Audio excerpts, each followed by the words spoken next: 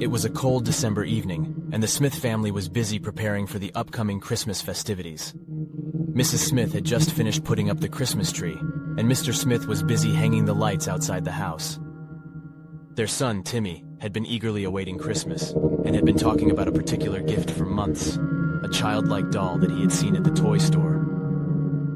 On Christmas morning, Timmy's eyes lit up with joy as he unwrapped his gift and found the doll that he had been longing for. The doll was a beautiful creation with a cute smile and bright, shining eyes. Timmy took it with him everywhere he went and even slept with it at night. But as the days went by, strange things started to happen in the Smith household. The family would often wake up to find that the doll had moved from where they had last seen it, and sometimes they would hear the pitter-patter of tiny footsteps in the middle of the night. At first they thought it was just their imagination, but things quickly escalated. One night, Mr. Smith woke up to the sound of Timmy screaming. Rushing to his son's room, he found the doll sitting on Timmy's chest, its small hands wrapped tightly around his throat. Mr. Smith tried to pry the doll away, but it was as if it had a life of its own. Finally, the doll let go and scurried away into the darkness. As the days passed, the family began to realize that the doll was not just a toy, but something far more sinister. It seemed to be alive, and it was out for blood. The family tried to get rid of the doll, but it always found its way back, seemingly more determined than ever. One night, Mrs. Smith woke up to find the doll standing at the foot of her bed. Its eyes were no longer bright and shining, but instead were dark and lifeless, and its cute smile had turned into a menacing grin. The doll lunged at her, and Mrs. Smith tried to fight it off, but it was too strong. She screamed for her husband, but by the time he arrived, it was too late. The doll had taken her life. After the tragic death of Mrs. Smith at the hands of the possessed doll, Mr. Smith and Timmy were both terrified and traumatized. They knew they had to take matters into their own hands and rid their home of the evil entity once and for all. Together, they decided to destroy the doll. They searched the internet for ways to do so and found that burning the doll was the most effective way. The following night, they gathered all the materials they needed and set out to carry out their plan. In the middle of the night, they went down to the basement where they had locked the doll up. It was sitting there, looking at them with its lifeless eyes, waiting to strike again. Mr. Smith took the doll and placed it on a metal tray, and they both doused it in gasoline. With shaking hands, Timmy held the lighter, and together they set the doll on fire. They watched as the flames engulfed the doll, and as it burned, they could hear faint screams and whispers that seemed to come from the doll. But they didn't stop until the doll was reduced to ashes. After that night, the Smith family moved out of the house and never returned. They couldn't forget what had happened to them, but they were relieved that the evil doll was no longer there to haunt them. They went on with their lives, but they never spoke of the incident again. The memory of the doll and the horror it had brought stayed with them forever, a reminder of the dangers of playing with forces beyond our understanding. The group of hunters had been tracking a massive grizzly bear through the woods for weeks. They had heard rumors of its enormous size and its ferocious temperament, and they were determined to bring it down. One night, as they made camp, they noticed a strange rustling in the bushes. The hunters quickly grabbed their guns and stood up, ready for whatever was coming their way. But what emerged from the darkness was far beyond anything they had ever imagined. The monster bear was enormous, easily twice the size of a normal grizzly. Its fur was matted and stained with blood, and its eyes glowed with an otherworldly intensity. The hunters opened fire, but their bullets seemed to bounce off the creature's thick hide. The monster bear charged, barreling through the campsite and scattering the hunters in all directions. They ran for their lives, but the beast was relentless, pursuing them through the dark woods with frightening speed. One by one, the hunters fell to the monster bear's savage attacks. Its claws ripped through flesh and bone, and its jaws snapped shut with terrifying force. The survivors watched in horror as their friends were torn apart before their eyes. Finally, there was only one hunter left, a man named Tom. He was the fastest runner in the group, and he had managed to stay one step ahead of the monster bear all night. But as the sun began to rise, he knew he couldn't keep running forever. Tom climbed a tree, hoping to get out of reach of the monster bear's claws, but the beast was too smart for that. It circled the tree, waiting for Tom to make a mistake. Exhausted and terrified, Tom lost his grip and fell to the ground. The monster bear pounced, and Tom knew that this was the end. As the monster bear tore into him, Tom screamed in terror and pain. His screams echoed through the forest, a warning to any other hunters foolish enough to cross paths with the beast. But in a moment of desperation, Tom grabbed a hunting knife from his belt and lunged at the monster bear, plunging the blade into its heart.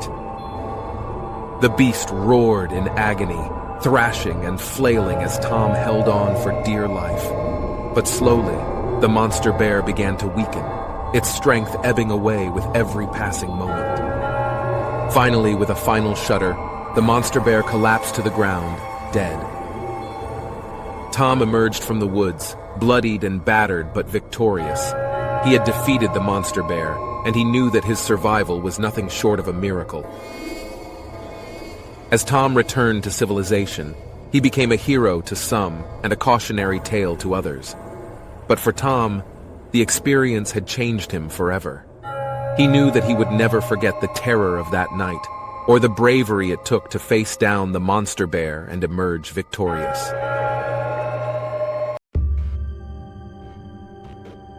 The day had started out just like any other for Rick. He woke up early and decided to go for a hike, hoping to clear his mind and enjoy the beauty of nature. As he walked along the trail, he noticed a small hole in the ground, barely big enough to fit his foot. Curiosity getting the best of him, Rick peered down the hole, trying to see how deep it went. As he leaned in closer, the ground beneath him suddenly gave way, and Rick plummeted into the hole. As he fell, he felt the air rush past him, and he screamed in terror. After what felt like an eternity, Rick hit the bottom with a thud. As Rick tried to stand up, he realized with horror that he couldn't move his legs. Looking down, he saw that they were pinned under a large rock. Rick tried to push the rock off, but it wouldn't budge. Panic began to set in as Rick realized that he was trapped. The hole was too deep for anyone to hear him scream for help, and he was alone with no way out. For the first few hours, Rick struggled to free himself. He tried to move the rock, but it wouldn't budge. He tried to dig his way out, but the dirt was too hard. As the sun began to set, Rick started to lose hope. He was thirsty and hungry, and he knew that he couldn't survive much longer. As the darkness settled in, Rick heard strange noises coming from above. He couldn't tell what they were, but they made his skin crawl. He tried to ignore them, but they only grew louder and more intense. Days turned into weeks, and Rick grew weaker with hunger and thirst. His mind began to play tricks on him as he hallucinated about hearing strange whispers and seeing shadows move in the darkness. He felt like he was going insane. Finally, Rick couldn't take it anymore. He closed his eyes and resigned himself to his fate. It was only when he felt a hand on his shoulder that he snapped back to reality. Are you okay? A voice asked. It was a rescue team sent out to search for a missing hiker. With tears in his eyes, Rick cried out for help. The rescue team worked tirelessly to free Rick from the rock, and he was eventually lifted out of the hole. Rick was never the same again. The memory of his terrifying ordeal haunted him for the rest of his life, and he never ventured out into the wilderness again. The hole remained a reminder of his near-death experience, a constant reminder of the fragility of life. However, Rick was grateful to be alive and vowed to cherish every moment he had.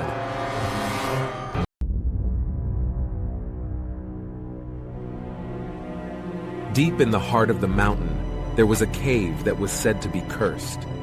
Many had tried to explore it, but none had ever returned.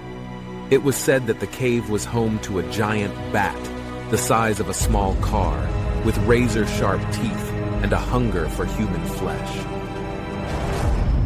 But for a group of explorers, the legends were just that, legends.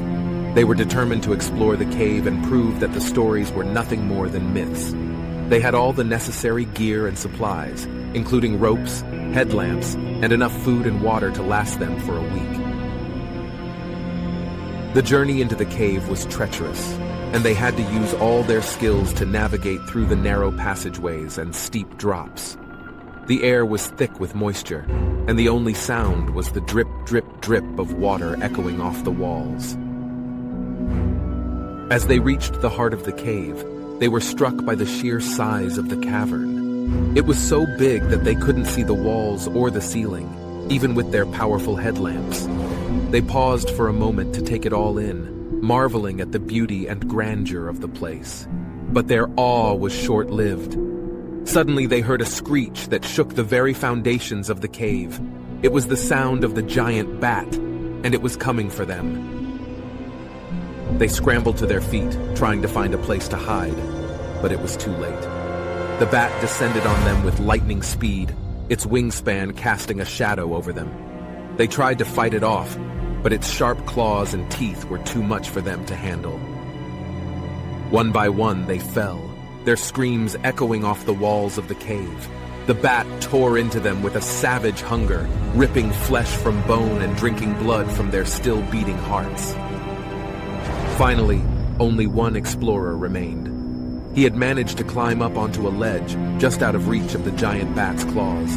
He huddled there, shaking with fear, as the bat circled around him, looking for a way to reach him. For hours he stayed there, waiting for the bat to leave, but it never did. In the end, he died of thirst and hunger, alone and terrified, in the heart of the cursed cave. And the legend of the giant bat lived on, a warning to all who dared to enter its domain.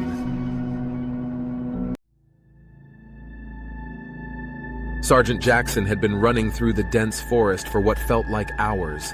The enemy was hot on his heels, and he knew that he was running out of time. He had already lost most of his unit and was now alone, struggling to find a way out.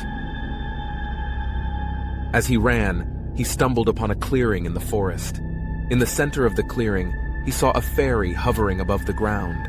Her wings sparkled in the sunlight, and her eyes seemed to glow with an otherworldly light. Please help me. I need to find a way out of here. The fairy smiled at him, her delicate features filled with a sense of compassion.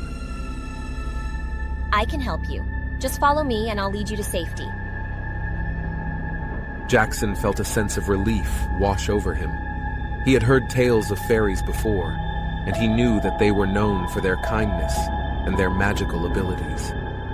He followed the fairy as she flew through the forest, her wings beating silently as she led him deeper into the woods. As they flew, Jackson couldn't help but feel a sense of unease. He had never been superstitious, but something about the fairy's demeanor made him feel uneasy. Still, he followed her, hoping that she would lead him to safety. But as they emerged from the woods, Jackson realized that he had been led straight into an ambush. The enemy was waiting for him, guns at the ready. He tried to turn back, but it was too late. The fairy had disappeared, and he was surrounded. As the enemy opened fire, Jackson fell to the ground, his body racked with pain. He knew that he was going to die, but he couldn't help feeling betrayed. The fairy had promised to lead him to safety, but instead, she had led him straight into the hands of the enemy. As his vision began to fade, Jackson saw the fairy appear again, her wings beating softly as she hovered above him. I told you I would lead you to safety. I just didn't specify whose safety. And with that, she disappeared into the forest, leaving Jackson to die alone, his body riddled with bullets. Once upon a time, there was a man named Jacob who was deeply in love with his wife, Millie. They were happily married for many years, but one day, Millie suddenly passed away from a mysterious illness. Jacob was devastated by the loss of his beloved wife. He spent weeks in a state of shock and grief, unable to come to terms with her death. He missed her terribly and longed to be with her again. One night, while Jacob was lying in bed, he heard a strange noise coming from Millie's old bedroom. It sounded like someone was moving around in there. At first, he thought it was just his imagination, but then he heard the sound again, louder this time. Jacob got out of bed and cautiously made his way to the bedroom door. He slowly opened it and peered inside. What he saw made his heart skip a beat. Millie was standing in the middle of the room, staring at him with cold, lifeless eyes. At first, Jacob was overjoyed to see his wife again. But as he got closer, he realized that something was terribly wrong. Millie's skin was cold and clammy, and she didn't seem to recognize him. She just stood there, staring blankly ahead. Jacob knew that he had to do something to bring his wife back to life. He had read about a mysterious ritual that could resurrect the dead, but it was dangerous and forbidden. However, he was desperate to be with Millie again and decided to try it. He gathered the necessary ingredients and began the ritual, chanting the ancient incantations as he went. At first, nothing happened. But then, as he was about to give up hope, he felt a strange presence in the room. It was as if something had come to life. Suddenly, Millie's eyes flickered open, and she let out a blood-curdling scream. Jacob was overjoyed to see that his wife was alive again, but he soon realized that she was not the same person he had known before. Something had changed inside her, and she was no longer the loving, kind woman he had married. Millie had been brought back from the dead, but at a terrible cost. She was no longer human, but a creature of darkness and evil, and she was hungry for blood. Jacob tried to flee, but it was too late. Millie was upon him, her hands outstretched and her eyes glowing with an otherworldly hunger. He screamed as she sank her teeth into his neck, draining him of his lifeblood. From that day on, the house was haunted by the ghost of Millie, a vengeful spirit who preyed on any who dared to enter. And Jacob's body was never found, consumed by the undead creature he had foolishly tried to bring back to life.